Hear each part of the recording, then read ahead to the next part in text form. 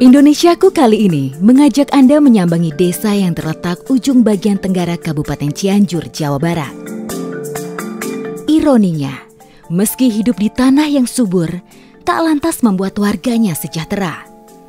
Akses jalan yang buruk membuat hasil alam tak bisa dipasarkan dengan maksimal.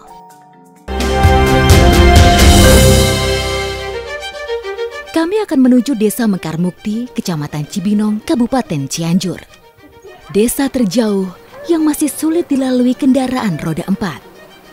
Dan perjalanan kami mulai dari Desa Cimaskara. Halo Kang semuanya. Iya, ini kalau mau ke Desa Mekar Mukti harus pakai ojek ini. Oh, biasanya pada nunggunya di sini juga. Tapi kenapa nggak pada pakai masker ini? Kalau di sini udah aman kayak di kota, zona hijau kampung. Oh, zona hijau. Berarti saya juga bisa lepas masker ya, aman ya. Tapi untuk itu bisa bantuin kali ya.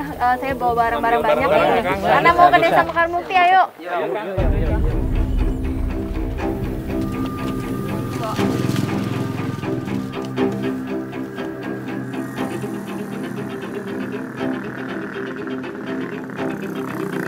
Jalanan bebatuan yang rusak parah membuat motor yang kami tumpangi sulit untuk melintas.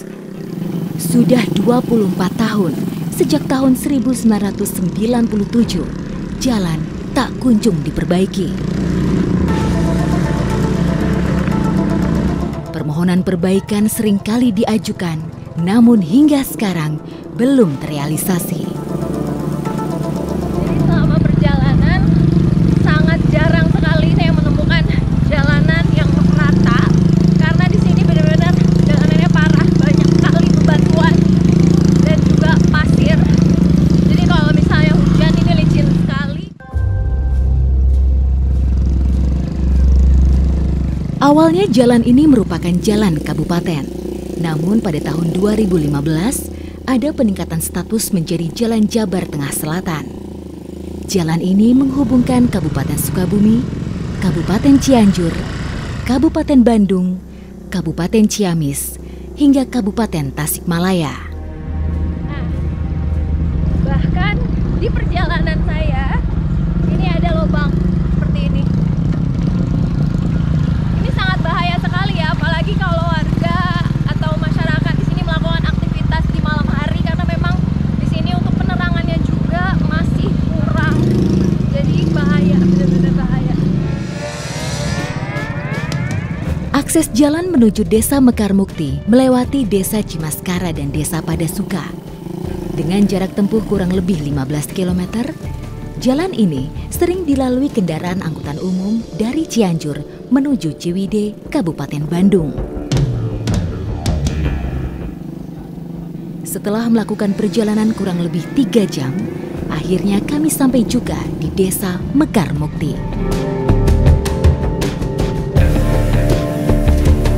Akhirnya kami sampai juga di Kampung Neglasari, Desa Mekar Mukti, yang mana tadi perjalanannya itu sangatlah curam sih menurut saya, karena memang banyak bebatuan yang tajam dan ini harus berhati-hati karena bagi para pengemudi atau warga sekitar ketika melakukan perjalanan itu mungkin bisa saja tergelincir. Dan kurang lebih sekitar 3 jam perjalanan dan menurut saya ini lebih dari 20 kilo.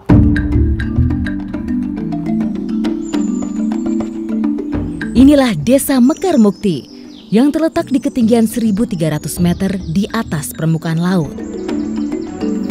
Tanah yang subur sehingga pertanian, perkebunan menjadi sumber utama rezeki warga. Salah satunya warga bertani tomat. Bersama Bulis dan kawan-kawan, saya menuju ke kebun tomat yang terletak di Kampung Pamalayan.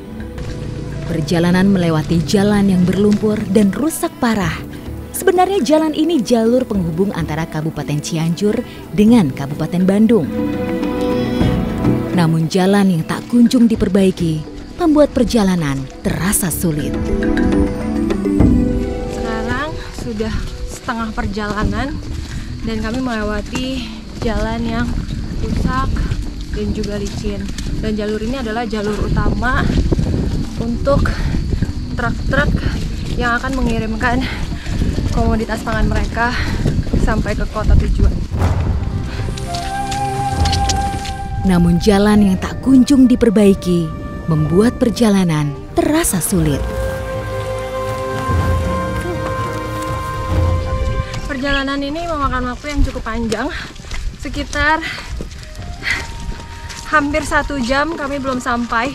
Dan ini masih ada 3 kilo lagi yang harus kami lewati dengan jalanan seperti ini. Jarak yang kami tempuh kurang lebih 6 km dengan waktu tempuh kurang lebih 3 jam. Akhirnya kami sampai juga di lahan milik Pak Osat. Tomat bisa dipanen hingga 12 kali dalam waktu 6 bulan. Hasilnya sekitar 700 kg sekali panen. Tak hanya memetik, para buruh juga wajib membersihkan tunas-tunas yang mengganggu perkembangan buah tomat. Lagi, Bu. Bekerja sebagai buruh petik tomat sebenarnya tak mudah. Keahlian dan keterampilan berpengaruh kelangsungan perkembangan buahnya.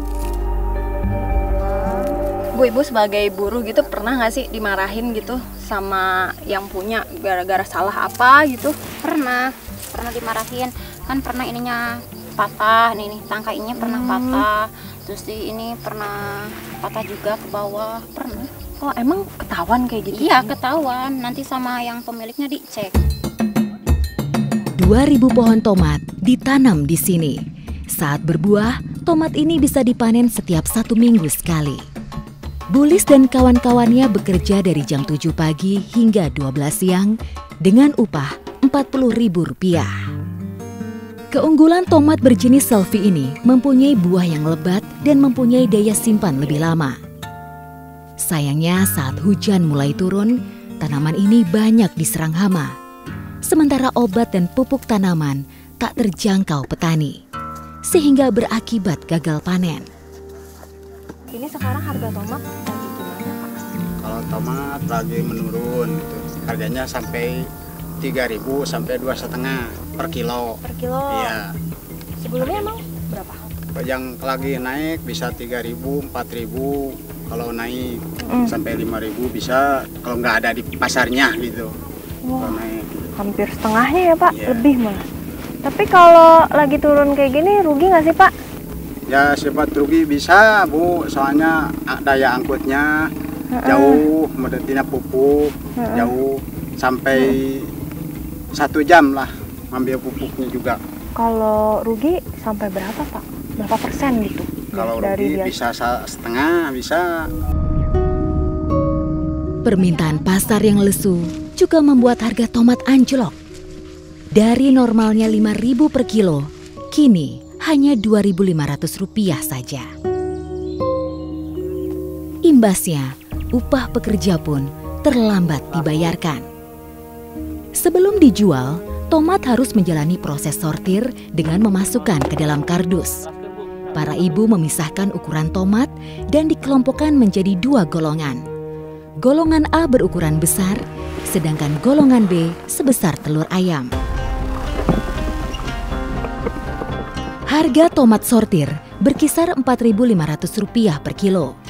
Jika harga pasar lagi bagus, hingga mencapai Rp6.000. Setelah proses packing ke dalam kardus, kardus yang berisi tomat akan diangkut menumpang ojek gunung. Satu motor hanya bisa mengangkut 5 hingga 6 kardus saja. Nah, jadi biasanya setelah mereka petik ataupun panen tomat, itu langsung di-packing dan ditaruh di atas motor karena memang perjalanannya sangat susah menuju ke jalan utama yang biasa dilalui oleh truk. Ini biasanya ada berapa nih, Pak? Berapa pack? Ada 5. 5 kayak Ya, gini? ya. Itu bisa sampai sana kuat gitu? Bisa. Terus pernah jatuh nggak sih? Kan ini Pernah. berat. Pernah jatuh. Kadang-kadang kan kalau jatuh kena lumpur ininya kardusnya basah, Iya. barangnya ada yang pecah itu kadang-kadang diganti sama yang punya. Tapi Bapak dimarahin tuh kalau gitu ya? Ya iya pasti itu yang punya barang. Ini tuh ada berapa beratnya segini tuh? 5? Satu dus ini sekitar 25 kilo. Jadi Satu kintal 25 kilo. Ongkos ojek gunung biasanya ditetapkan berdasarkan jumlah kardus yang diangkut. 2. Per kardus muatan dihargai Rp5.000 sampai Rp6.000 untuk jarak tempuh tertentu. Harga minimal untuk perjalanan yang cukup beresiko. Kardus tomat diangkut menuju tempat truk yang berjarak 1 km melewati medan jalan yang berlumpur. Kemudian truk akan mengangkut ke Pasar Caringin, Bandung.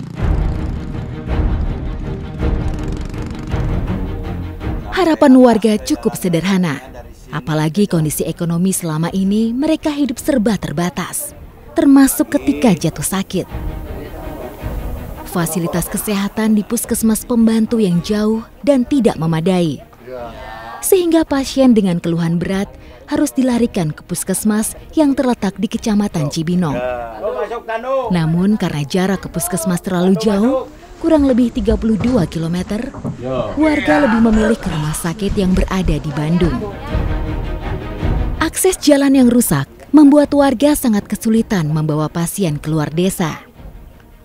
Ditandu menjadi salah satu cara untuk membawa pasien sampai ke titik di mana mobil bisa menjemput.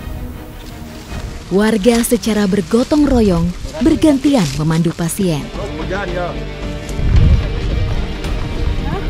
Lega rasanya ketika pasien sudah berhasil dipindahkan ke mobil untuk dilarikan segera ke rumah sakit.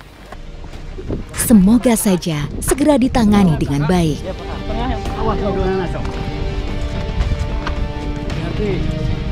Jadi beginilah kalau warga di desa Mekar Mukti yang akan dibawa ke klinik dokter, dan klinik dokter itu paling dekat berjarak 30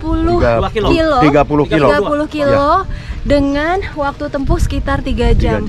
Dan ini kasihan banget dong kalau di jalan ada apa-apa ya Pak. Iya.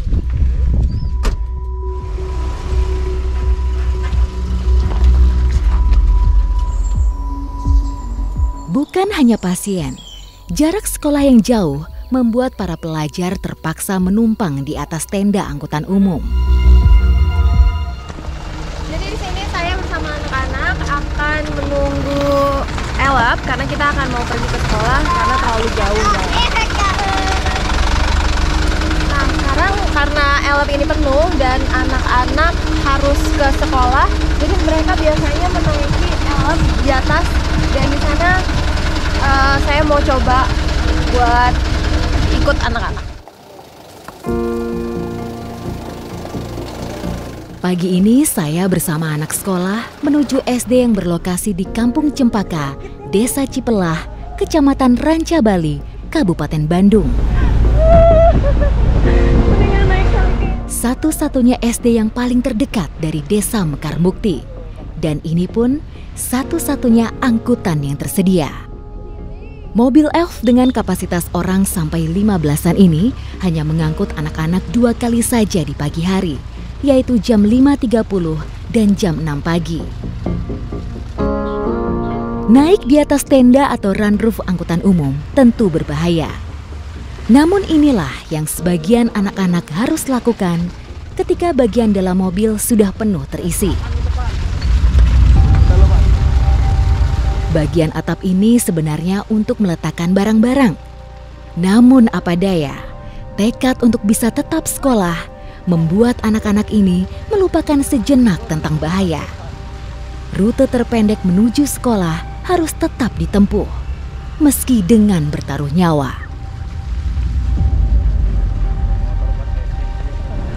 Jadi ini baru pertama kalinya saya menaiki elf yang benar-benar pegangannya tuh cuma sama besi-besi yang tersangkut di atas elf.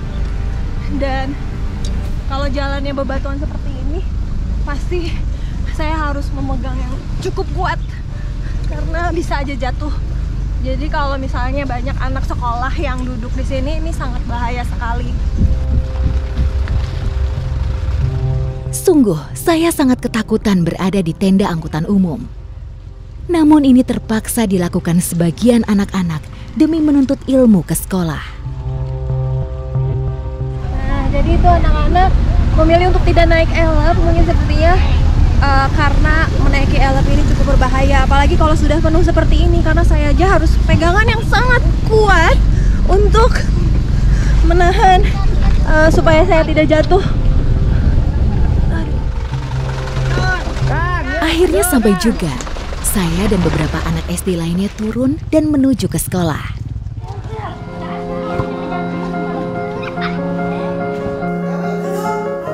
Sekolah yang dekat dan jalan yang bagus menjadi harapan para siswa. Mereka bisa menuntut ilmu dengan perasaan yang aman dan nyaman. Terkait dengan anak-anak ini kan banyak yang rumahnya jauh dan mereka tuh harus naik elf, bukan di dalamnya tapi malah di atasnya. Itu pendapat Ibu sendiri gimana sih? Sebenarnya saya juga khawatir ke anak-anak karena jarak ke sekolah itu terlalu jauh dan jalanan juga jelek. Jadi mereka mungkin lagi terpaksa naik. Sebenarnya saya itu khawatir, takut ya kenapa gitu karena naik di atas truk dan apa itu elok itu.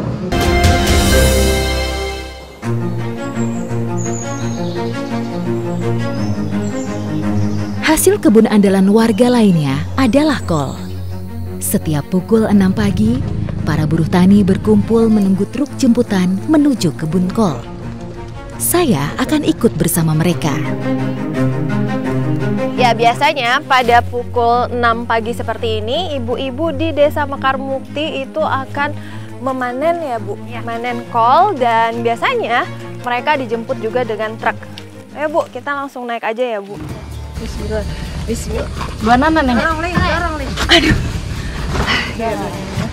Menempuh perjalanan di atas truk yang melintasi jalanan yang rusak parah sangat menantang.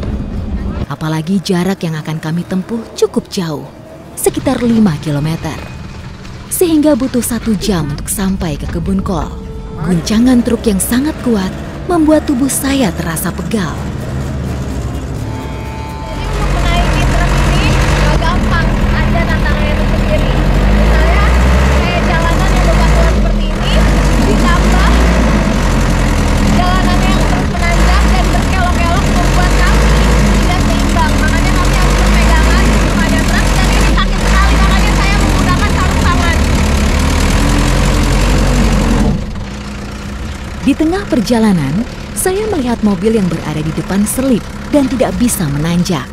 Jadi tidak hanya truk kami saja yang mengalami tersendatnya ketika melakukan perjalanan, dan ternyata di jalan ini memang seringkali truk-truk yang melewati jalur ini tersendat. Dan saya dengan yang lainnya mendorong kendaraan dengan memberikan sekam di tanah yang dilintasi ban agar tidak licin.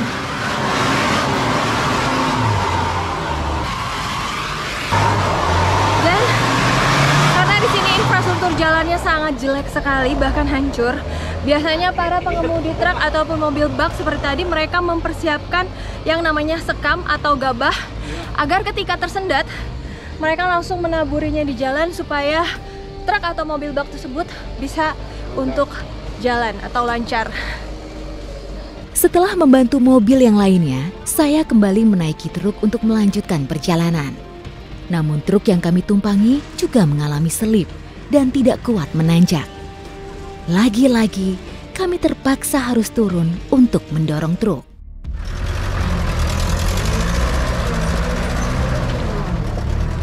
Untuk mendorong truk juga kita perlu berhati-hati karena bisa saja bukannya truknya yang tergelincir, tapi kami yang tergelincir. Sesaat lega rasanya. Truk yang kami tumpangi bisa terbebas. Namun jalur tanjakan yang berlumpur masih panjang, membuat kami harus menarik kembali truk dengan tali tambang.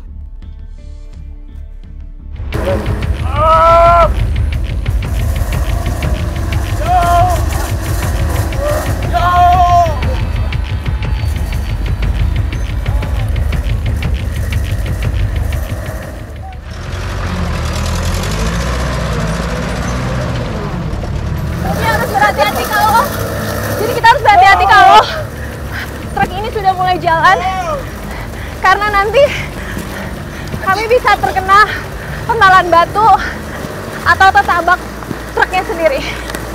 Akhirnya sudah melalui jalan yang sangat rusak dan sekarang kami akan melanjutkan perjalanan menuju kebun kol.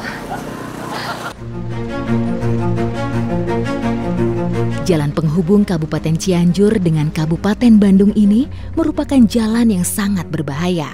Angkutan penumpang pernah jatuh ke jurang dan memakan korban jiwa. Agar peristiwa tidak terulang kembali, salah satu warga berinisiatif melebarkan jalan dengan uang pribadi. Alat berat pun didatangkan, namun karena keterbatasan dana, hanya sebagian kecil saja yang dilebarkan. Begitu turun dari truk, sudah terlihat kebun kol yang siap dipanen.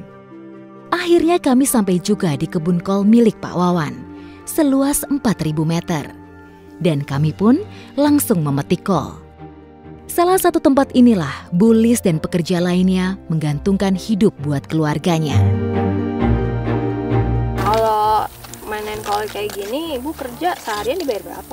Bayar 40.000 seharian. Iya, sehari. 40.000 kan sehari Ibu nggak mencukupi kebutuhan. Nah, terus Ibu diam aja nih di rumah. Diam aja di Terus rumah. makannya makan apa, Bu?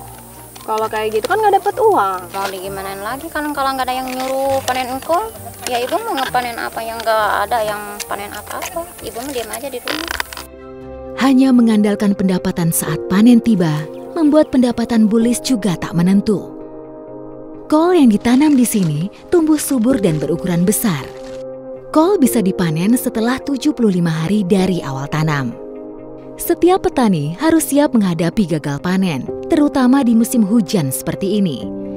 Harga obat dan pupuk tanaman membuat para petani menjerit.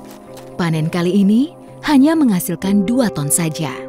Padahal biasanya kebun ini bisa menghasilkan hingga 6 ton kol. Ditambah lesunya permintaan pasar, harga kol hanya berkisar 600 sampai 700 rupiah saja. Padahal seharusnya bisa mencapai 2.000 sampai 3.000 rupiah per kilonya. Ini panen berapa kali, Pak? Setahun? Udah 2 kali. Oh setahun? Oh setahun paling 3 kali. Jadi keluhan petani ini karena faktornya harga. Harga. Apalagi sekarang kan faktor jalan, gitu, faktor ya bermacam-macam lah. Kol yang sudah terkumpul lalu dimasukkan ke dalam karung yang sudah disediakan. Pekerja wanita diupah sebanyak 40.000 dan untuk pekerja laki-laki sebanyak 50.000. Namun upah tersebut bukan hanya memetik saja. Pekerja wanita juga harus mencabut batang-batang kol dan pekerja laki-laki harus menggotong kol ke tempat titik truk berhenti. Selanjutnya kol ditimbang untuk memastikan berapa besar hasil panen yang didapat sebelum dikirim ke pasar. Faktor jalan yang masih rusak dan jarak ke kota Cianjur membuat petani lebih memilih menjual ke arah Bandung.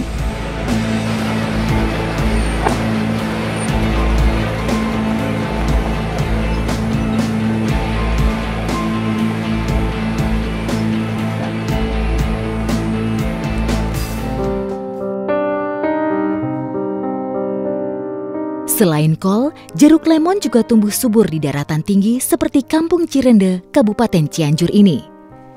Saya akan membantu para ibu memetik jeruk lemon. Kebun jeruk lemon jenis California seluas 2 hektar ini adalah milik Pak Aceng. Jenis ini banyak disukai karena mempunyai rasa yang sedikit masam dan sangat segar. Bu Lis dan para ibu hari ini mengejar rejeki di kebun jeruk ini. Setelah berumur 3 tahun lebih, jeruk lemon dapat dipanen setiap 2 minggu sekali. Masa produktif jeruk lemon hingga 25 tahun. Lemon berwarna kuning yang siap panen. Satu pohon lemon bisa menghasilkan buah hingga 20 sampai 30 kg.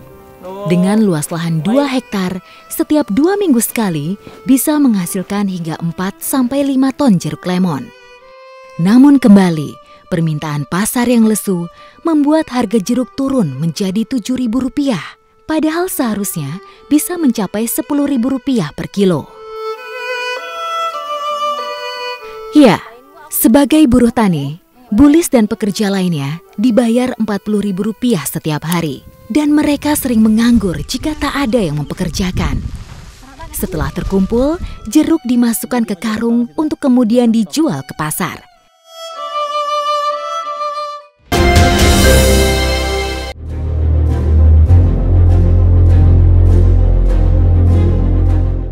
Hanya jalan yang rusak parah. Sinyal telekomunikasi pun sangat sulit di sini. Susah sinyal membuat warga kesulitan berkomunikasi lewat saluran seluler maupun internet. Bu, di sini nggak ada sinyal ya, Bu? Enggak, Neng, di sini mah emang susah sinyal. Kita kalau mau bagus sinyal kita harus ke Gunung Pono. Hah? Ke situ. Jauh, Bu? Iya, jauh. Menuju lokasi dengan sinyal cukup kuat, kami harus mendaki bukit. Kebutuhan sinyal bukan hanya bagi warga yang berada di perkotaan saja, namun warga desa pun juga mempunyai hak yang sama untuk mendapatkan sinyal. Jadi setelah perjalanan menanjak itu kami sekitar 500 meter ya, dan untuk kesininya mungkin 1 kilometer ada. Jadi 1,5 kilometer warga harus sampai ke titik sinyal yang ada di sini. Dan ternyata benar di sini saya udah 3G, bahkan si akangnya ini 4G. Jadi saya mau nyari sinyal dulu ya. Sebenarnya harapan warga sederhana saja, yaitu menanti impian mereka berubah menjadi kenyataan. Kemudahan untuk berkomunikasi dengan sanak saudara yang jauh. Penghasilan yang pas-pasan membuat warga harus putar otak saat jatuh sakit. Tanaman obat alami masih jadi andalan. Ini salah satu perjuangan Bulis untuk mengobati Pak Caca, suaminya yang sedang sakit pinggang akibat bekerja terlalu keras. Nah, akhirnya setelah berjalan sangat jauh, benalu yang tumbuh di pohon alpukat kami temukan. Neng, itu benarnya di atas, Neng. Daunnya yang mana? Yang itu, yang pojok situ tuh daunnya. Oh, yang pojok. Iya. Ibu bisa manjat? Insya Allah. Insya Allah. Ya. Bismillah. Beruntung hari ini tak turun hujan, sehingga tidak licin untuk dipanjat. Benalu adalah tumbuhan yang menumpang pada tanaman lain dan menghisap makanan dari tanaman yang ditumpanginya.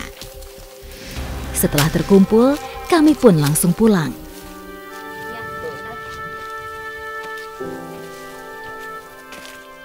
Kami langsung meracik daun benalu ini. Daun benalu dipisahkan dari rantingnya, kemudian dicuci dan diiris menjadi kecil-kecil. Lalu rebus hingga airnya berubah warna. Enggak, udah aja segitu kan, itu daunnya udah tuangin aja ke sini. Setelah agak dingin, saatnya untuk diminum. Menurut kepercayaan mereka, selain berkhasiat menyembuhkan sakit pinggang, ramuan dari daun benalu bisa menyembuhkan sakit lambung. Kami berdoa semoga Pak Caca segera pulih seperti sedia kala. Ada kesan-kesan. Ibu, ini Bapak biasa suka buat ramuan gini, kenapa nggak beli obat aja gitu? Apa nggak ke dokter? Kalau beli obat nggak punya uang, ya udah aja kita mah cari yang alami aja. Kalau dibawa ke dokter di mana, di sini pada jauh. Puskesmas nggak ada, bidan nggak ada. Dari sini perjalanan ke bidan berapa kilo maksudnya. Kan udah aja bikin ramuan, Ibu dari hutan ambil. Ibu kira-kira pernah dapat bantuan gitu nggak sih Bu dari pemerintah? Kan kondisinya Ibu kan sulit ya perekonomian. Ada nggak sih sampai ke sini gitu? Ibu mah jangankan bantuan, Ibu pun juga rumah ini numpang sama si emak. Ibu mah nggak punya rumah, numpang hidupnya juga Ibu. Berarti ini ngontrak apa gimana? Enggak ngontrak, Ibu sama si emak aja gitu. Emang lah, namanya juga orang pengen punya rumah kayak orang gitu, pengen Neng. Tapi dari mana? Ibu mah jangankan buat beli rumah, kata Ibu juga buat makan aja sehari-hari Ibu susah.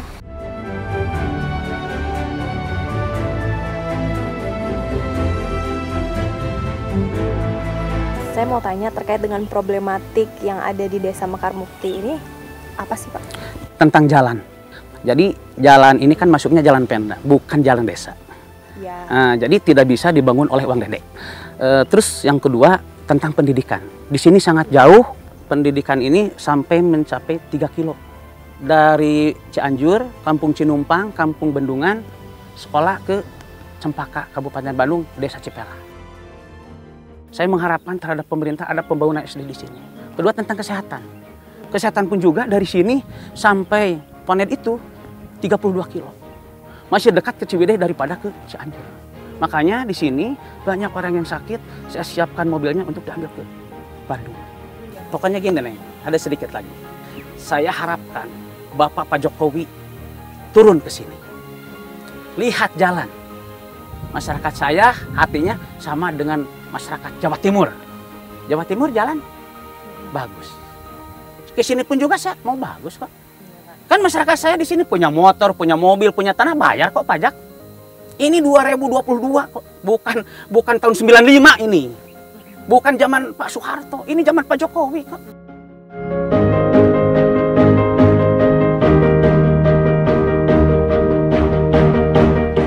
Ya menurut kami sih sangat membutuhkan gitu kan perbaikan jalan gitu kan untuk menopang pendidikan juga gitu kan, ekonomi termasuk akses warga masyarakat gitu kan. Dan kebetulan jalan itu menurut informasi itu jalur